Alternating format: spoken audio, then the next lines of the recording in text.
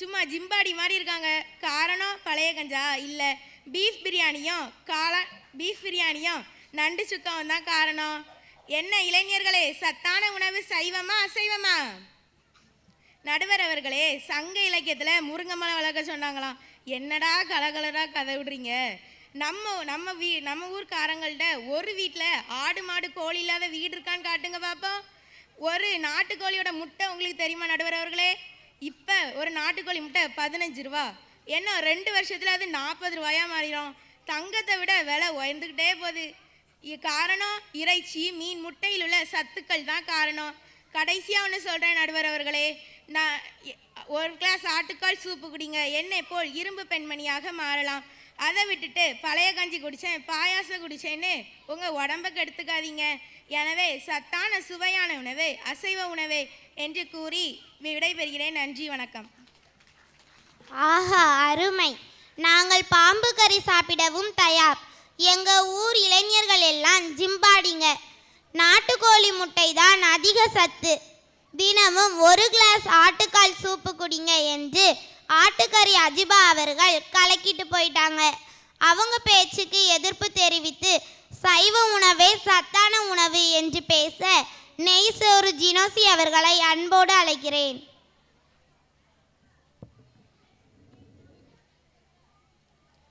நெய்சோறு முகம் போல பளபளவென மின்னிக்கொண்டிருக்கும் நடுவர் அவர்களே, இரவு சைவ உணவான இட்லி தோசை சாப்பிட்டுவிட்டு பட்டிமன்றம் பார்க்க வந்து இருக்கும் பெற்றோர்களே, பெரியோர்களே, அரை தோசை மட்டும் சாப்பிடும் இளம் பெண்களே, 6 தோசை சாப்பிட்டாலும் பசியடங்காத எம்மூர் இளைஞர்களே, உங்கள் அனைவருக்கும் என் இனிய மாலை வணக்கம்.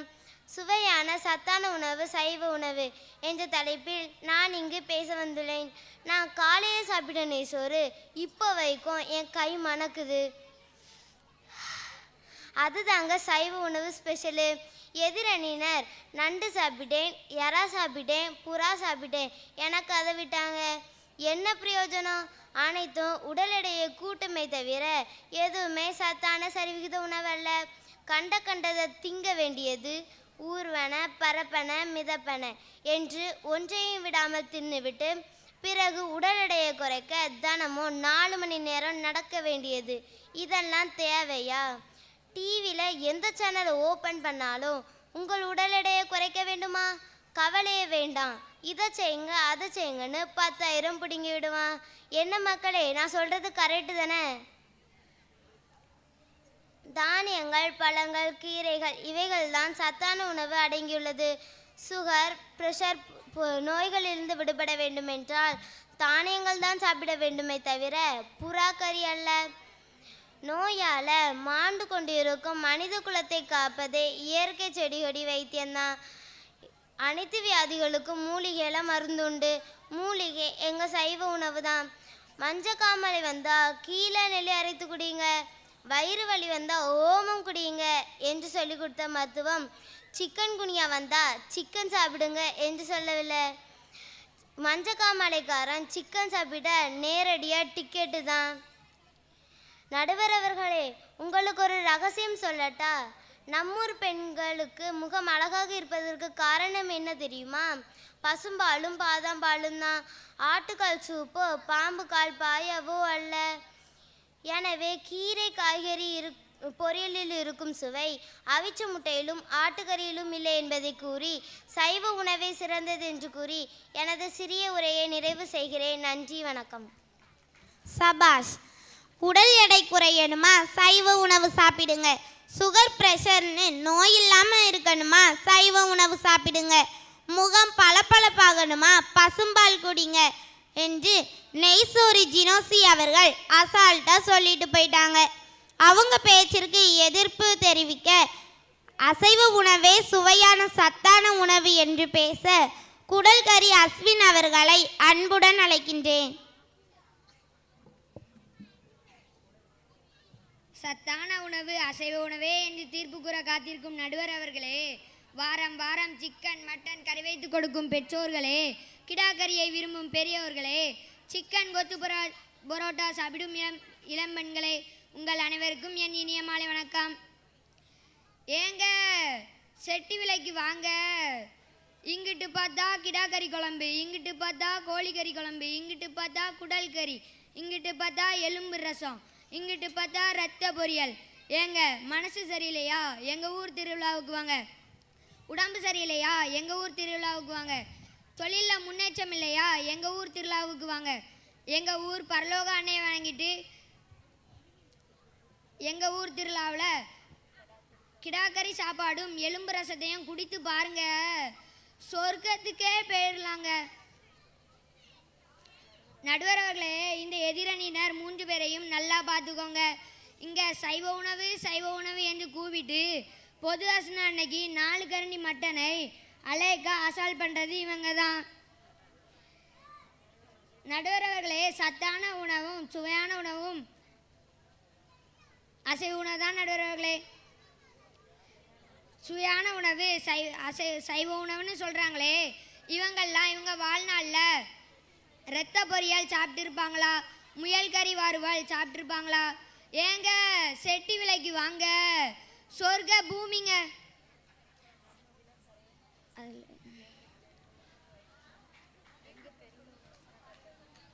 எங்கள் தெருவில் ஒரு வயசான தாத்தாட்ட கேட்டேன், இத்தனை வயதாகியும் உங்களுக்கு நல்லா கண்ணு தெரியுது, உடம்பெல்லாம் 6 பேக்காக இருக்குது, இதுக்கு என்ன காரணம்னு கேட்டதுக்கு அவர் என்ன சொன்னார் தெரியுமா?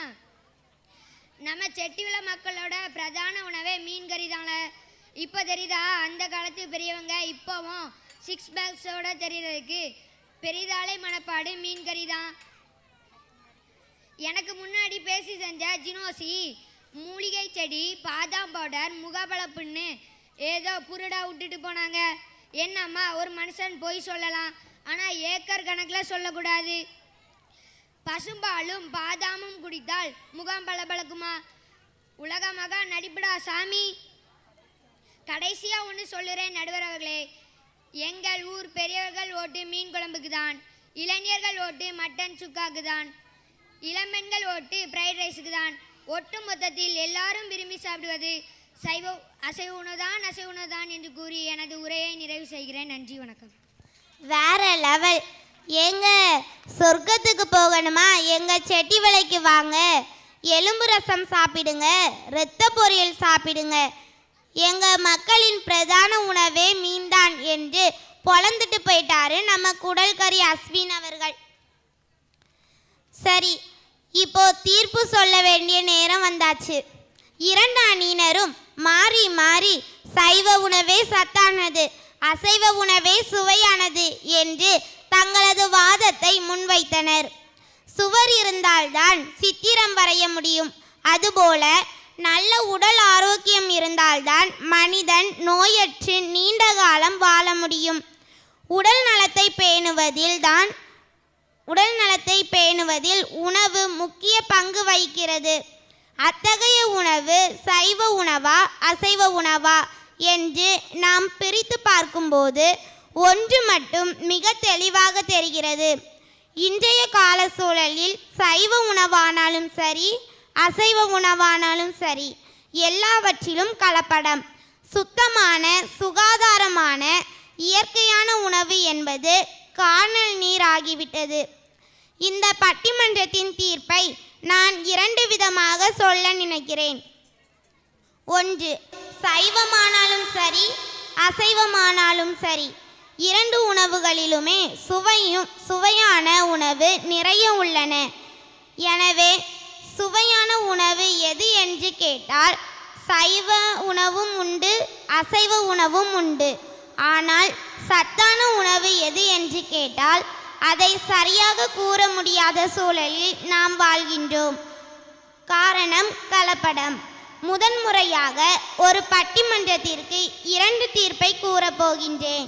தீர்ப்பு 1, சுவையான உணவு சைவ உணவும் அசைவ உணவும். தீர்ப்பு 2, சத்தான உணவு கலப்படம் இல்லாத இயற்கையான உணவு. அது சைவமானாலும் சரி அசைவமானாலும் சரி. எனவே கலப்படமே இல்லாத இயற்கையான உணவுதான் சத்தான உணவு என்று தீர்ப்பு கூறி இந்த பட்டிமன்றத்தை நிறைவு செய்கிறேன். நன்றி, வணக்கம்.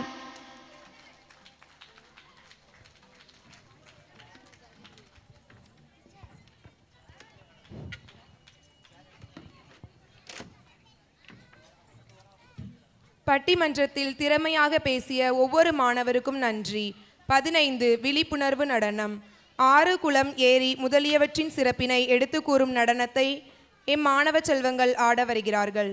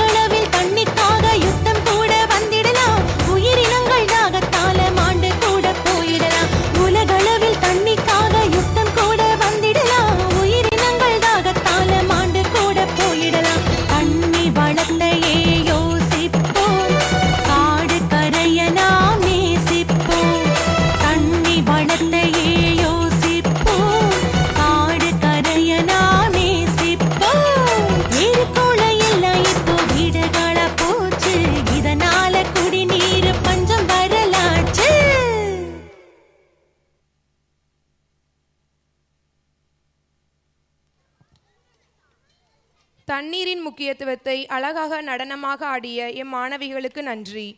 16 வெஸ்டர்ன் டான்ஸ்.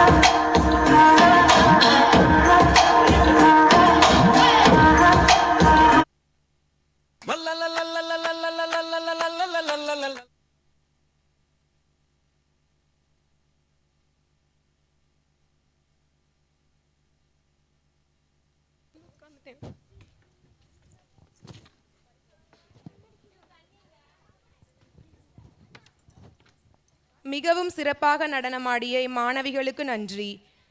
17 வழக்கு எண் 5/15 நாடகம்.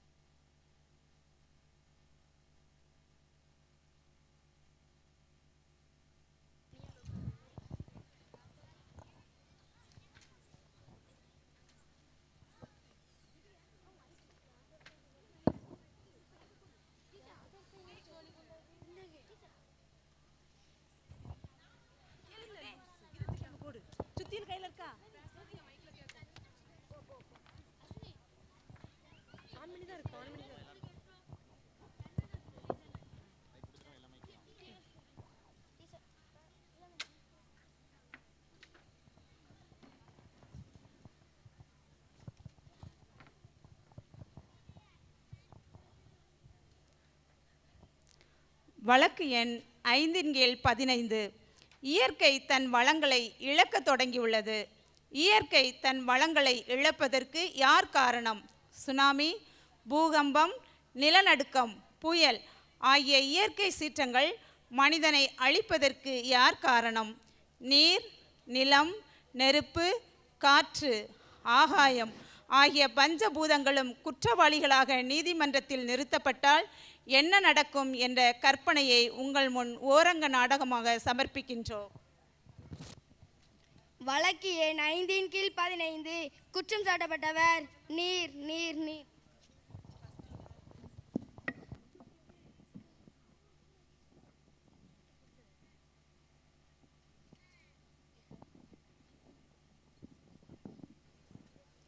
நான் சொல்வதெல்லாம் உண்மை, உண்மையை தவிர வேறு எதுவும் இல்லை. கணம். நீதிபதி அவர்களே, இதோ குற்றவாளி கூண்டில் நிறுத்தப்பட்டிருக்கும் தண்ணீர் என்ற நீர் மக்களின் வாழ்வாதாரங்களில் முக்கியமான ஒன்று. தாராளமாக கிடைத்து கொண்டிருந்த நீர் இப்போது பாட்டிலில் அடைத்து விற்கும் அளவிற்கு மாறிவிட்டது. காரணம், இது அசுத்தமாக மாறிவிட்டதால். அசுத்தமான இந்த தண்ணீரால் காலரா, விஷக்காய்ச்சல், இன்னும் பல நோய்கள் மக்களுக்கு ஏற்பட்டு பாதிக்கப்படுகிறார். எனவே அசுத்தமாக மாறி மனித உயிர்களை குடிக்கின்ற இந்த நீருக்கு கணம் நீதிபதி அவர்கள் தக்க தண்டனை வழங்குமாறு தாழ்மையுடன் கேட்டுக்கொள்கிறேன். மக்களின் அத்தியாவசிய தேவைகளான நீங்கள் இப்படி அசுத்தமாக இருப்பதை பற்றி ஏதாவது கூற விரும்புகிறீர்களா? ஐயா, மேகத்திலிருந்து சிறு சிறு துளிகளாக விழும் வரை நான் சுத்தமாகத்தான் இருக்கிறேன். என்னை மாசுபடுத்துபவர்களே இந்த மனிதர்கள்தான். ரசாயன கழிவுகள், சாயப்பட்டறை கழிவுகள், தோல் கழிவுகள் ஆகிய கழிவுகளை எண்ணில் கலந்து என்னை மாசுபடுத்துபவர்களே இந்த மனிதர்கள்தான். சில ஊர்களில் வந்து பாருங்கள், தகனம் செய்யும் பொழுது அரைகுறையாக எரிந்த மனித உடல்களை எண்ணில் தூக்கி வீசுகின்றனர். இவ்வளவு ஏன்? எண்ணெயும் சுற்றுப்புறத்தையும் மக்கள் இன்னும் திறந்தவெளி கழிப்பிடமாகவே பயன்படுத்துகின்றனர். அப்ஜெக்ஷன் யுவர் ஆனர், இந்த நீர் மிகப்பெரிய அலைகளாக மாறி ஆயிரக்கணக்கான மக்களை கொன்று விடுகிறது. இப்போது மனிதர்கள்தான் மாசுக்கு காரணம் என்றும் அழுப்புகிறது. ஐயா, மனிதர்களை சுத்தப்படுத்ததான் நான் இந்த உலகில் படைக்கப்பட்டேன். அசுத்தமாகி வரும் என்னை யாரும் சுத்தப்படுத்த நினைப்பதில்லை. நானும் கழிவுகளை தேடி செல்வதில்லை. மனித கழிவுகள் என்னில் இருக்கின்றன.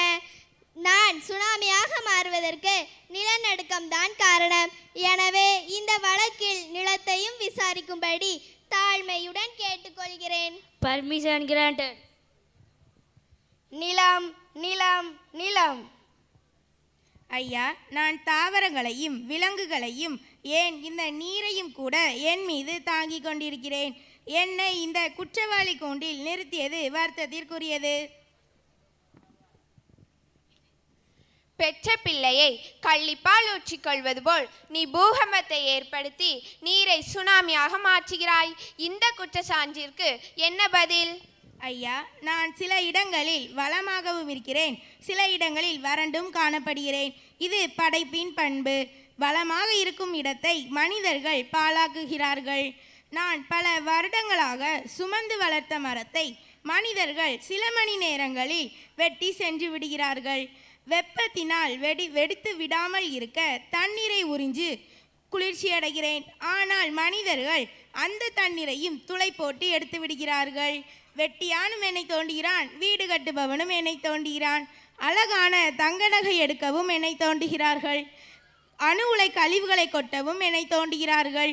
மேலும் என் மேற்பரப்பில் பிளாஸ்டிக் பைகள் மூடியதால் என்னால் தண்ணீரை உறிஞ்ச முடியாமல் தவிக்கிறேன். நான் பூகம்பத்தை ஏற்படுத்தவில்லை. என்னுள் இருக்கும் கனமான அடுக்குகளை மனிதர்கள் துளைத்ததால் தான் என்னுள் இருக்கும் நெருப்பு குழம்பு வெளியே வெடிக்கிறது.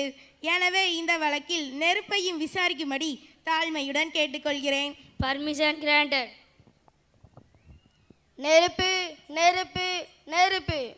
நிலத்தில் பூகம்பமும் நீரில் சுனாமியும் மனித உயிர்களை அளிக்கிறது.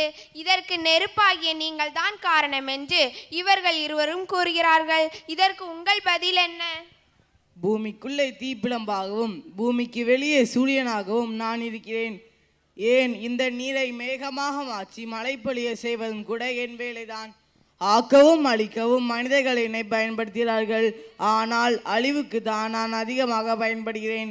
வன்முறையிலும் என்னை பயன்படுத்துகிறார்கள், மெல்லிய சமையலிலும் என்னை பயன்படுத்துகிறார்கள். நான் செய்யும் தவறு ஒன்றே ஒன்றுதான். நான் எரியும் போது வெளிவரும் கரியமில வாயு காற்று மண்டலத்தை மாசுபடுத்துகிறது. இதற்கு கூட நான் காரணமல்ல, என்னை எரிய வைக்கும் மனிதர்கள் தான் காரணம்.